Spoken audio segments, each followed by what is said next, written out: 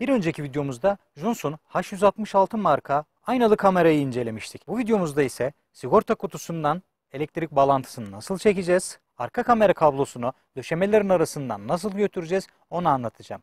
Hadi izleyelim. Şu anda kontak kapalıyken elektrik gelmeyen bir sigorta arıyoruz.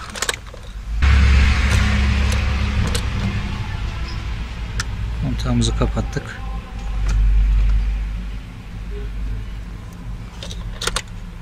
Evet, bulduk.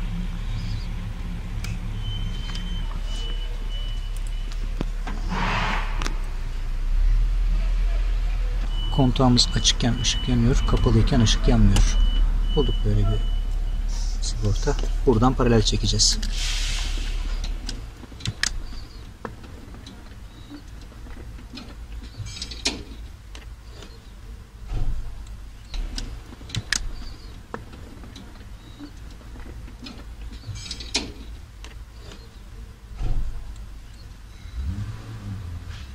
Kontak kapalı, kontak açık.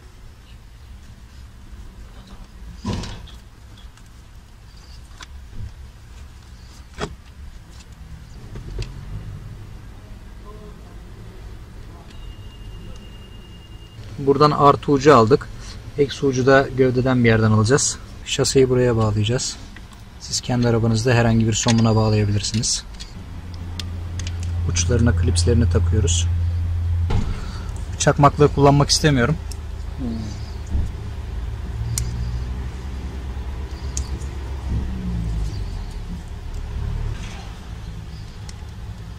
Artı ucu ortaya taktık.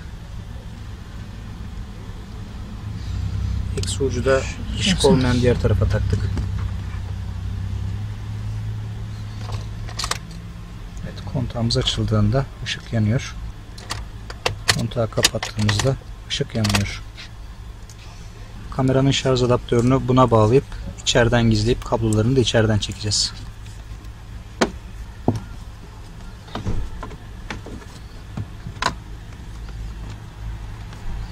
Şasiye aldığımız yeri kapatıyoruz.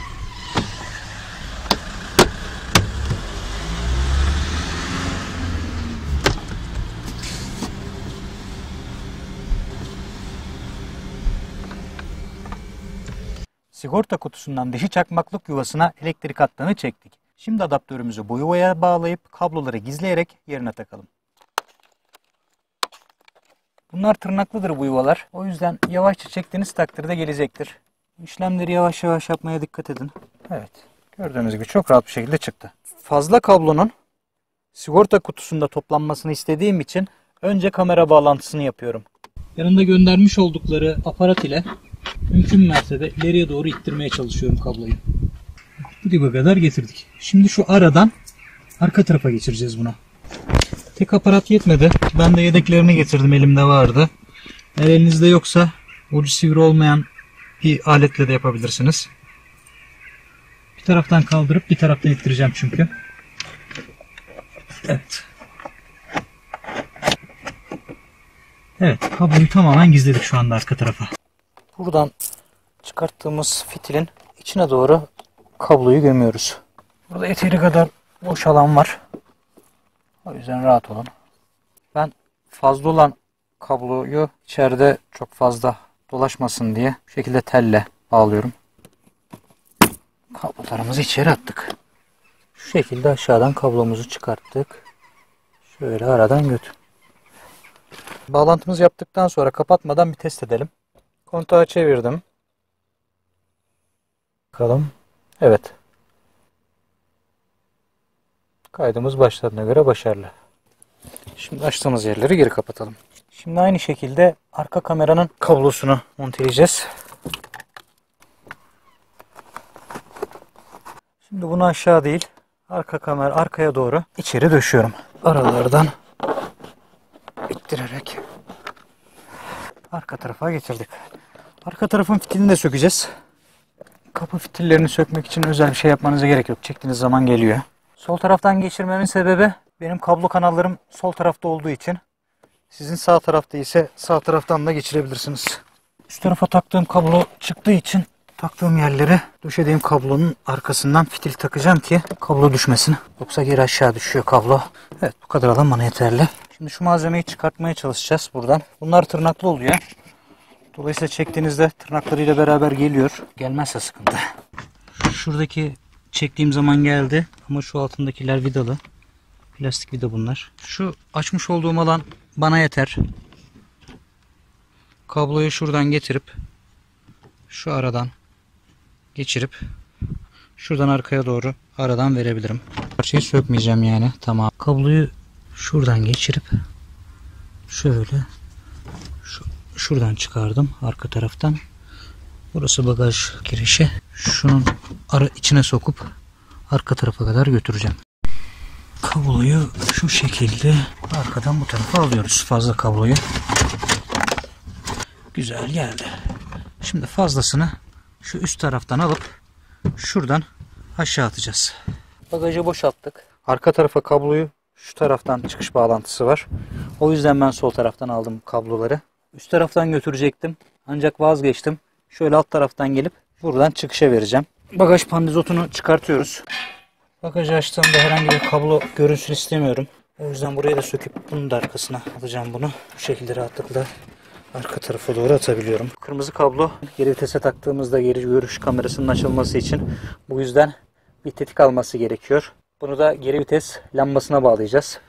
Benim arkaya bağlantı yerim işte şurası. Şasenin dışarısına oradan çıkaracağım kabloyu.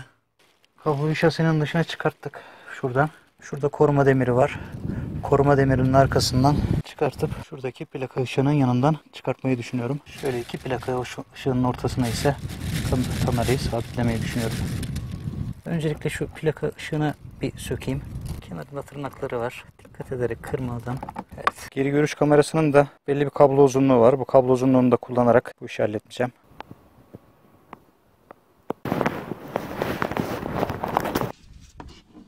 Bende park sensörü var. Park sensörünün devreye girmesi için bir tetiğe ihtiyacı var. Bu tetiğin de geri vites lambasından alıyor. Park sensörünün kablolarını buldum, daha önceden yapılmış. Buradan tetik almaya çalışacağım. Hangisi olduğunu bilmiyorum. Sağ taraftan başlayalım. Evet. Bakalım, taktık. Geri vitese takacağım. Evet. Şu anda gördüğünüz gibi direkt arka kamerayı açtı. Size arka görüntüyü vermeye başladı ve hizalama çubukları da ekranda gözüküyor. Buraya daha öncesinden paralel yapılmış. Eski bantı söktüm. Arka kameramızın kablosunu da bağladık. Şimdi şu fazla kablolar arka tarafta sallanmasın, oynamasın, sağa sola değmesin diye telle bağlıyorum. Şöyle şu araya sıkıştırdım.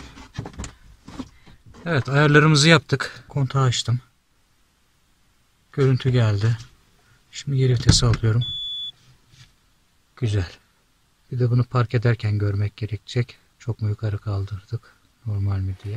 İlk etapta tek taraflı bantı yapıştırmıştım. Lakin ilk yağmurda düştü bu. O yüzden çift taraflı bantı söktüm. Sadece vidalarla tutturacağım. Bu yüzden bir tane vida taktım. Tam ortalayarak ikinci vidayı takacağım. Ortalarken karşıdan baktığınızda sağı ve solu eşit gördüğünüze dikkat edin. Şöyleyse mesela bilin ki yamuktur. Tam olarak bu şekilde durması gerekiyor. Siz de kendi arabanızda bunun dik bir şekilde durduğuna dikkat edin. Şu anda geri görüş kamerası ile park etmeye çalışıyoruz. Bir taraftan ditimiz de ötüyor.